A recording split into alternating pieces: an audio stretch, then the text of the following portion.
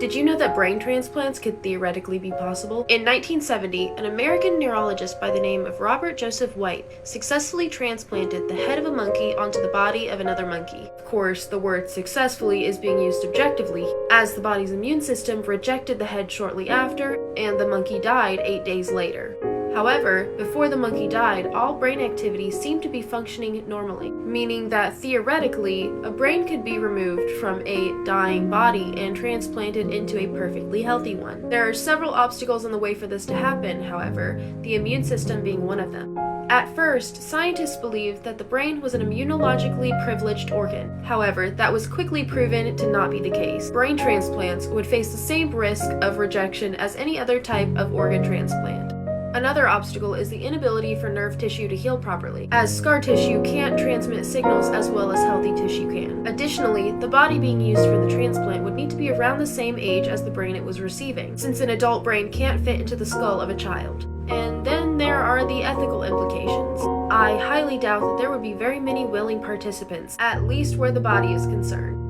There would be a lot of people who didn't care about the ethical implications, and so there would be a lot of cases of people mysteriously disappearing.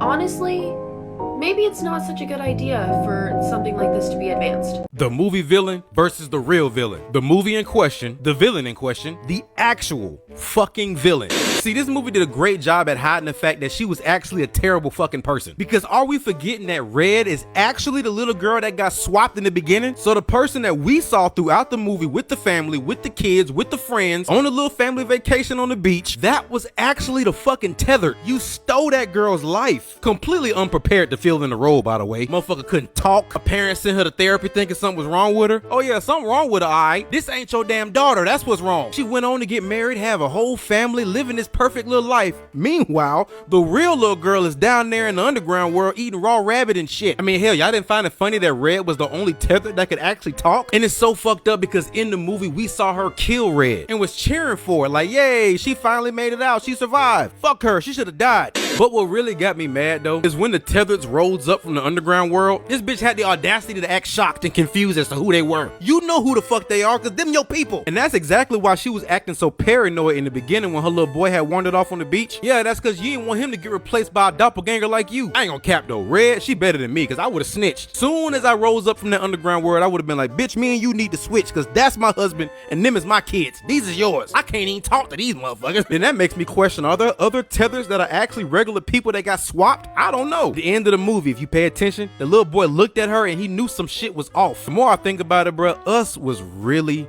fucked up, for real. Stay tuned for the next episode because Megan is up next and you know we got some shit to address.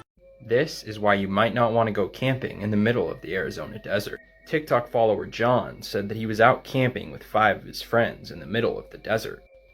They had just set up camp and it was getting dark, so they decided to go to bed for the night. Later that night, John was woken up by one of his friends who told him not to make a sound.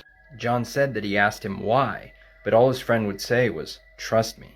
He decided to listen. John and his friend were listening quietly when 10 seconds later, they heard something scream the words, "Help me." After waking everybody up, one of John's friends told him to pack up their valuables, because they didn't want to stick around to find out what exactly was screaming. 1 month later, John and the same friend who woke him up were having a conversation about what happened on that night. John's friend then explained that he had actually seen the thing that was screaming. He described it as a naked man or woman, and that he believes that the reason that it got lured to the campsite was because they forgot to put out their fire. In any city, in any country, go to any mental institution or halfway house you can get yourself to. When you reach the front desk, ask to visit someone who calls himself the Holder of Wisdom. The desk clerk will chuckle and guide you to an empty room. They will hand you a key and tell you to wait some time in the room until you hear a bell ring. When it rings, you have to lock the door through which you entered. Wait until a second ring and unlock it. Once those instructions have been carried out, the door will open all by itself and reveal a long hallway with every conceivable color painted onto the walls, ceiling, and floor. Follow the hallway until you hear a little girl singing. Stop, close your eyes, and stay where you are until the girl finishes the song. If you fail to remain perfectly still, run. Run back to the door through which you came as fast as you can. Jump through the window of the room where you waited earlier, and you might live. Should you be unable to reach the window in time, you will be dragged back into the hallway by something that is definitely not a little girl. You will be pulled by this horror until time itself ends, forever feeling the pain of every soul dragged to an early grave. If, on the other hand, you manage to remain perfectly still until the song ceases, you will free to either turn around and leave forever, or venture further into this realm. If you prefer the latter course of action, walk deeper into the hallway until you reach a human-shaped door. Open it with the same key that was given to you earlier, step inside, and close the door behind you. In the middle of the room, you will see a desk with a bright candle. Behind the desk is a man, whose face isn't visible behind the shine of the candle. Approach, but always keep the flame between you and the man's face, for if you witness what he looks like, your gaze will be fixed on his until your own hands have removed every inch of skin from your bones. Stop when you are 5 steps away from the desk. The man will raise his hand and gesture you to come closer, but do not step any further than this. Close your eyes and ask him one question. Who will bring them back together? You will hear the man rise from his chair and begin to pray in a language that you will not understand. After 2 minutes, you will hear a name. If you hear Anubis, then you had best utter your own prayers in the short time you will have to do so. But if it is Thor you hear, then you may open your eyes. You will see the man's severed head lying on his desk, still speaking. After another 3 minutes, his prayer will cease, and he will tell you how you will die. He will describe every minute detail of your horrible death, and you will be unable to move or react while he explains your end. Lastly, he will describe the one who will steal your life away from you, and go into such detail as to why it is necessary that you yourself will question which would be worse, you being murdered or you being allowed to continue to live. Eventually, the head will finish its ghastly tale. It is Object 9 of 538. It is up to you what you do with the knowledge of your death. For now, it is inevitable. Famous Autopsies, Part 12, Amy Winehouse. Born September 14th of 1983, Amy would quickly grow a promising singing career, but it was all cut short at 27. Unfortunately, since the late 2000s, Amy had struggled with addiction, and on July 23rd of 2011, she succumbed to it. She had also struggled with bulimia her whole life. Her bodyguard said that her last few days were spent with her watching TV, watching some videos, listening to music, and drinking. On her last day, her bodyguard would check on her and then let her sleep in late because she normally did that. And then at around 3 o'clock, grow suspicious. He then noticed she was not breathing, didn't have a pulse, so he called police and it was revealed that she was no longer alive. Toxicology determined that her blood alcohol level was 5 times greater than the legal driving limit at around 0.4. 2 empty bottles of vodka were found near her. There were signs of respiratory failure as well as congestion in her lungs, but it can be noted that she passed in her sleep. Have you heard of the Dark Watchers? In California, there are legends of shadowy humanoid entities that can be found in the Santa Lucia Mountains. These featureless figures can be found among the tallest peaks, staring at travelers from a distance with glowing eyes. They're often seen around dusk and twilight hours and wear a kind of cloak and wide-brimmed hat, and sometimes they carry a walking stick. Some reports describe the Dark Watchers as being up to 10 to 15 feet tall. Should you try to approach them, however, they'll fade away as if they never existed. The first reports of them can be traced back to when the Spanish colonized the area hundreds of years ago. And they were also mentioned in John Steinbeck's short story, The Long Valley, in 1938, where it was said that if you see them, it's better to ignore them and mind your own business. Although they're believed to just be illusions or hallucinations, many still think that there is something paranormal happening in these mountains, and that perhaps they could be spirit guardians of some kind. If you've seen the Dark Watchers before, make sure to leave a comment and let me know what you want to hear about next.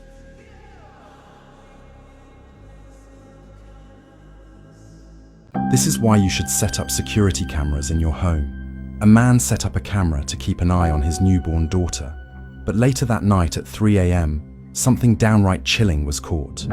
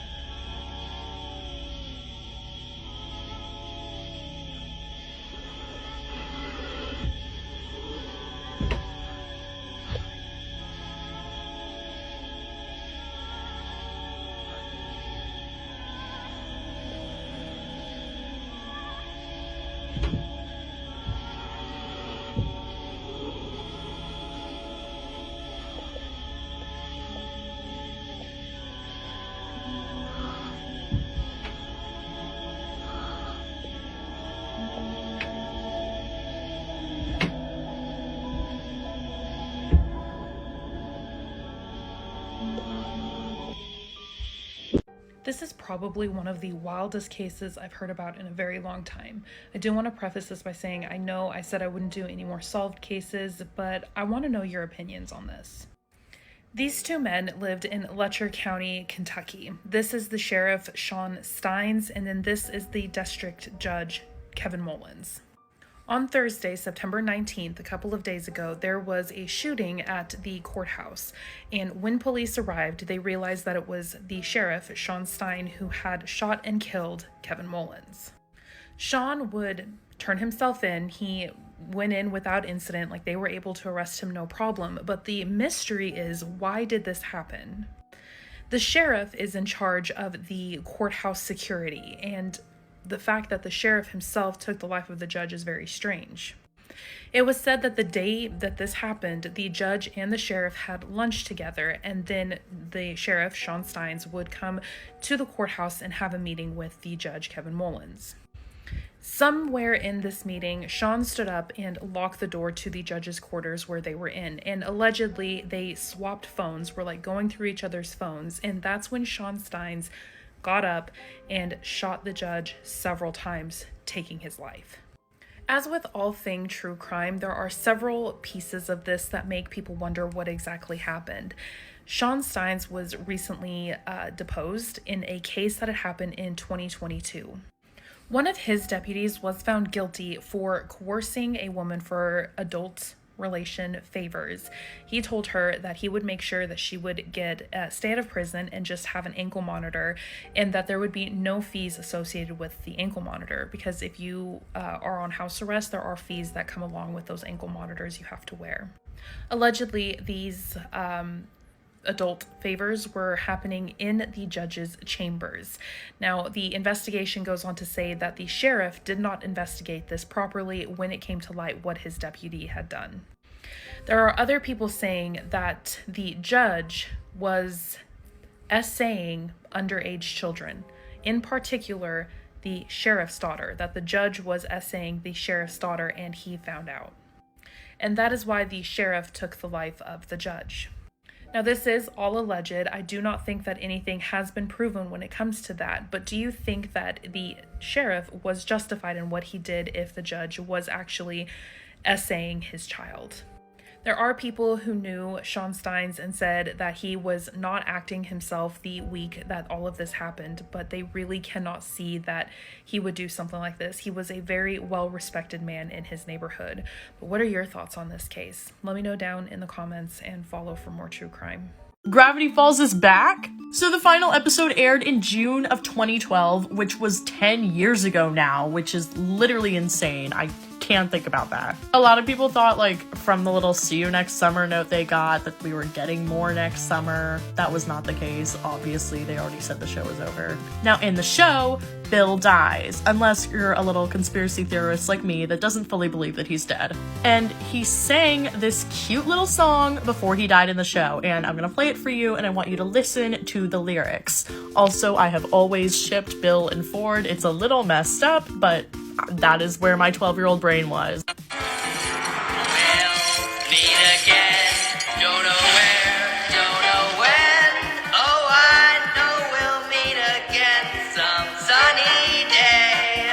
So the lyrics in the song literally say, "We'll meet again," right? For the 10th anniversary of the show, the creator, Alex Hirsch, posted this. And he also posted this. And he also posted a very interesting video I'm going to show you. I'm going to run out of time though. Part 2 is already up. And follow my TikTok, Instagram, and YouTube for more content. Jeepers creepers, where'd you get those peepers?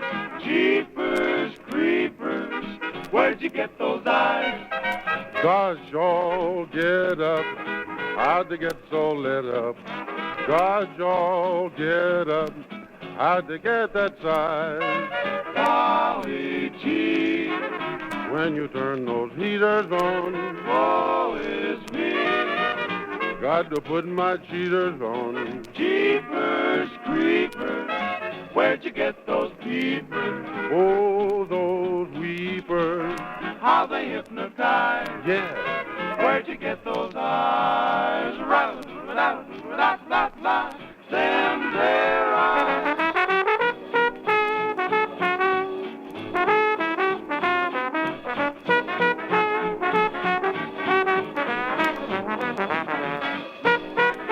Do you see this man right here? They tried to silence him, but he still keeps speaking the truth. The most traumatic effect I've ever seen was somebody who had his testosterone down in the low twos, or I think it was like low twos, and he got it up to the 700 range, that's an outlier, right? Most people are going to see about a 300 to 400 point increase. And that's what the two of them synergist will actually make the testes grow. It's a noticeable difference. So everybody wants that. People don't realize that men's testosterone has plummeted in the last 20 years. And this was back in 2007, so I can only imagine what it is now. But I found some of the best natural ways that may boost your testosterone.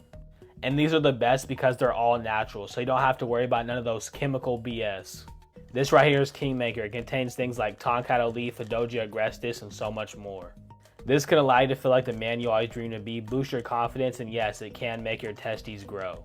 This is on massive sale right now, and they just restocked this, so make sure to act fast. I went ahead and linked it right here on the TikTok shop, but make sure to act fast before it's gone. I'll see you guys there. Let's get it. I ordered an iPhone from the dark web. Again. Hello, is this actually an iPhone?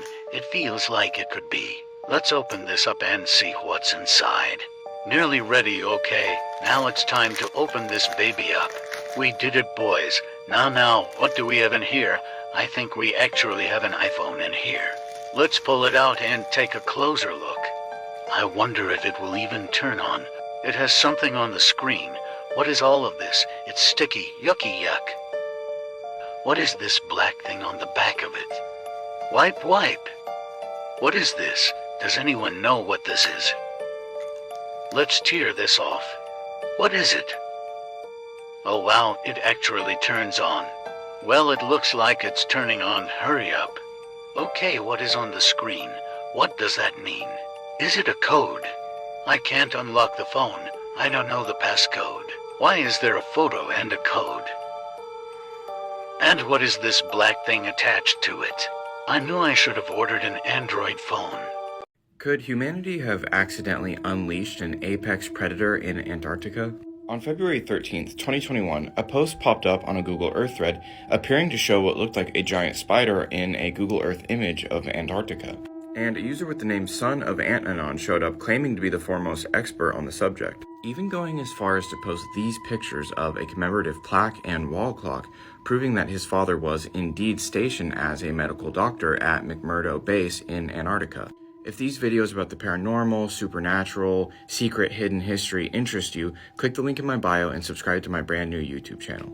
Antanon claims that for an 11-month period in the 90s, his father was the sole medical doctor at McMurdo Research Base in Antarctica. He would pretty regularly accompany scientists and armed soldiers on expeditions that would routinely take 5-mile detours around certain areas. And in certain instances, while taking these detours, he thought he could make out the outline of buildings in these areas. He said the site that they most regularly had to detour around was roughly 30 miles south and 10 miles east of his location, which is here. During this thread, one of the other Anons in the chat started doing some Google Earth snooping in that exact area and found this bizarre giant monolith with the bottom half blurred out. The doctor befriended a 10-year veteran of the site, and once they were a little bit closer, he asked him, hey, why do we avoid those areas? But the doctor just went pale and told him to shut up and then reported him to his commanding officer. Since Antanon's dad was the only medical doctor on site, he was also the pathologist, so the person that takes care of the bodies. And he was becoming very suspicious because he really didn't think this would be as big of a part of his job as it ended up being. There were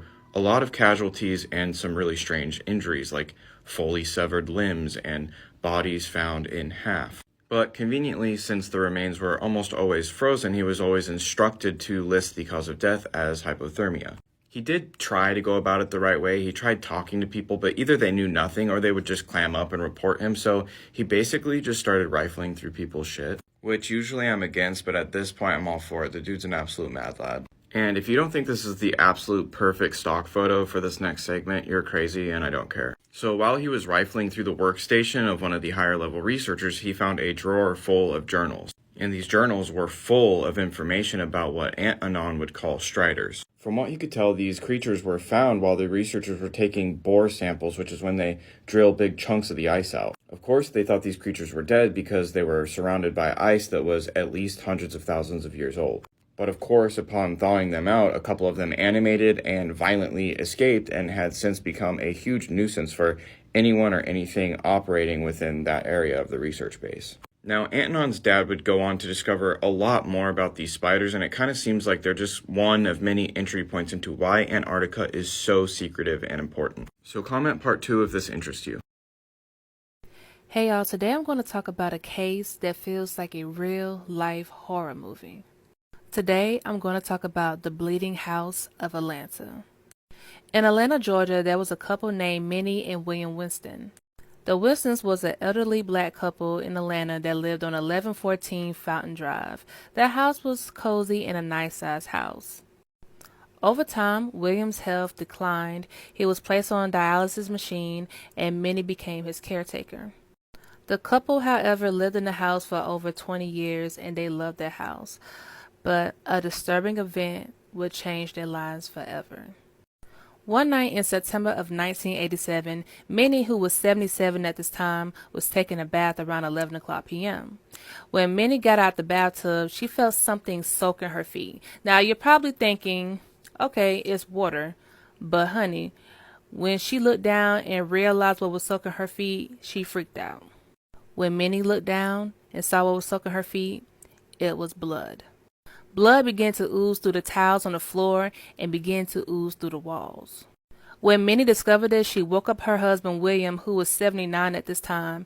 They both were confused, scared, and was trying to investigate to see what was the source of the blood. The couple did not find the source of the blood, so Minnie decided to call 911. Paramedics arrived first, and they noticed that the couple did not have any cuts or other injuries on them. The lab technician at the scene, she collected the blood that was oozing through the walls and the floors, and come to find out that the blood tested positive for human, type O. I know y'all, this shit is crazy. And what's so crazy is that the blood didn't belong to neither Minnie or William because they were both type A. So whose blood was it? Just like the couple, the investigators could not find the source of the blood either.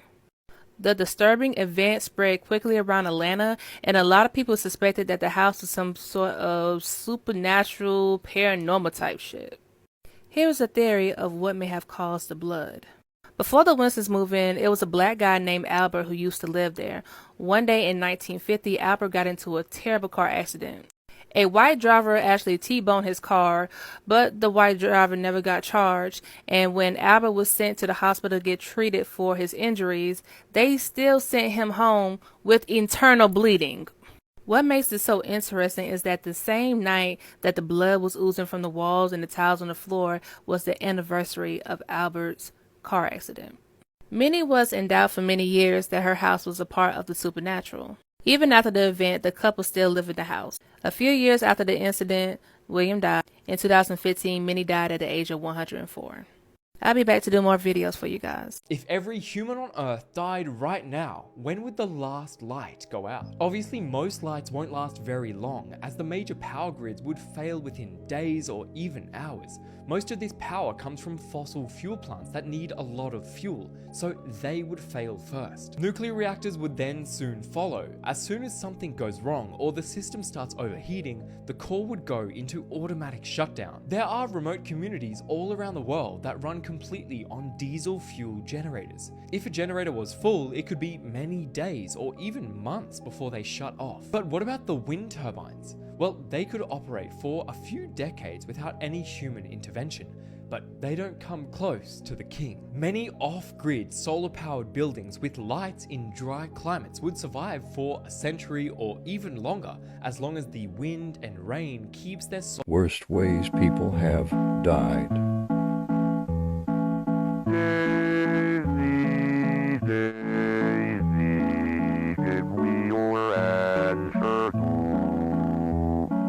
I'm half crazy, all for the love of you.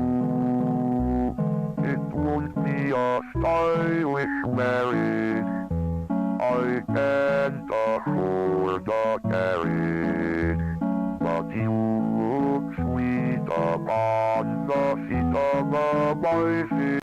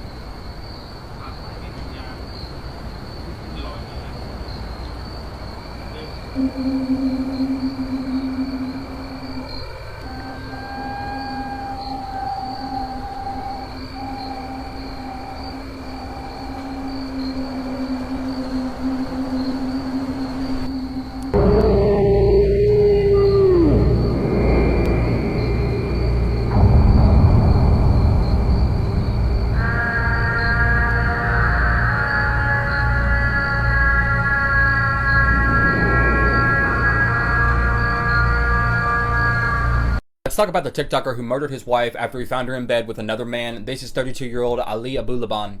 Ali was a content creator here on TikTok. He had almost 1 million followers. He did a lot of Skyrim skits and Scarface skits. He was married to 28-year-old Anna, and occasionally you would see her like on a live video and such. Their relationship was very toxic. He was physically abusive to her, he cheated on her, and he did a lot of substances, we'll just put it that way.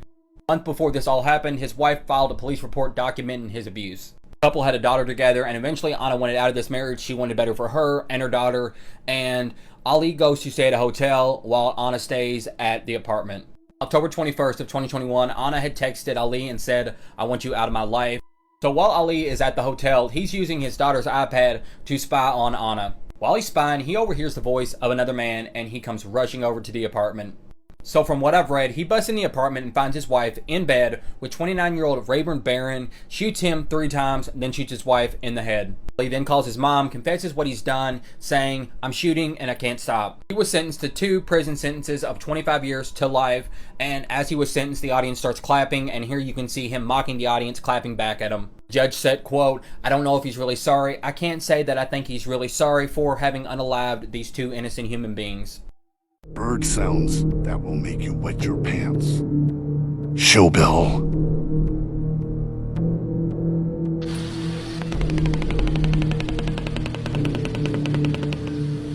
Loon.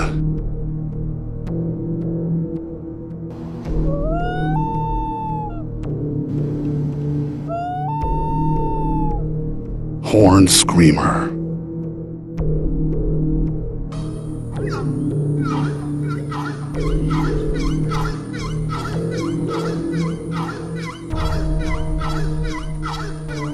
Barn Owl.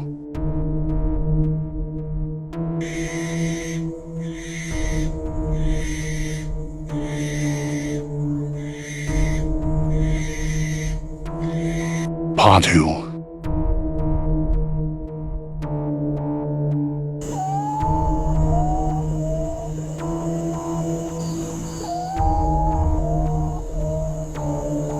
If you feel an abnormally cold area in your house, something might be watching you. Here's why. Oh my god. A girl from Arizona and her family were forced to bless their house with holy water ever since they began to feel an evil sensation coming from their hallway. I have a lot of holy water we picked up from the church today. We put it in these things. So, we're gonna do some blessing.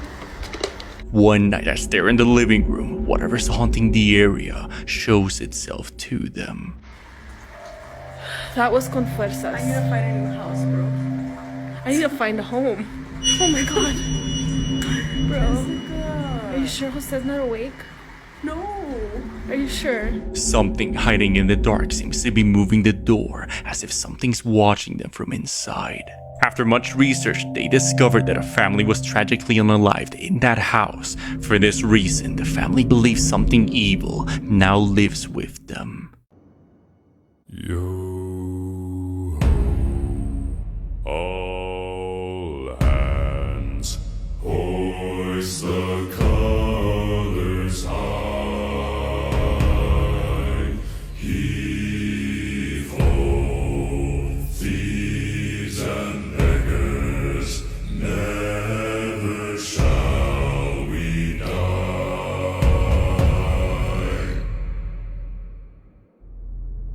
Now some have died and some are alive, and others sail on the sea with their keys to the cage and the devil to pay. We lay to fiddler's grave.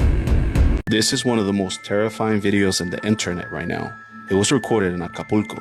In the video, you can see some apartments that have been flooded by the hurricane going through there.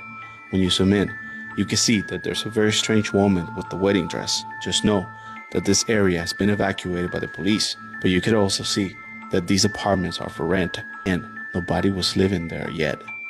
Did you know that your name could actually predict how your life is going to turn out? How is that possible? Okay, so researchers found that your name could actually affect your personality and the job you have in the future. And there was a man named Robert Lane who believed his children's names would influence how their future would turn out. So what he did was he named one of his sons Winner to give him a better chance at succeeding in life. And to test this, he named his next son Loser. That's really sad. He's literally setting up his son Loser to fail. So both kids lived in the same house and had the same living conditions. But one kid went to a prestigious high school, a prestigious college, graduated with a degree, and played college football. And he went on to work as a police officer, got promoted to a sergeant, and made a lot of money in his life. So what happened to the other kid? So the other child, starting at the age of 19, committed his first crime and got arrested. And after being released, he actually committed more than 30 more crimes and countless arrests, and now is homeless in New York. Dude, what kind of experiment is this? Yeah, but get this, the successful police officer actually was Loser Lane, and the homeless guy was Winner Lane. Are you serious?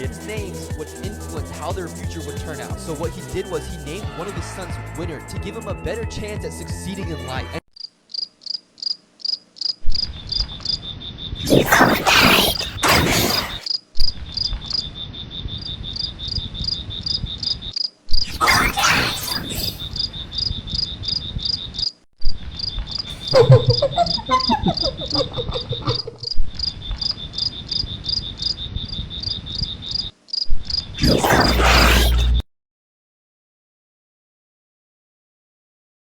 Venga, nosotros.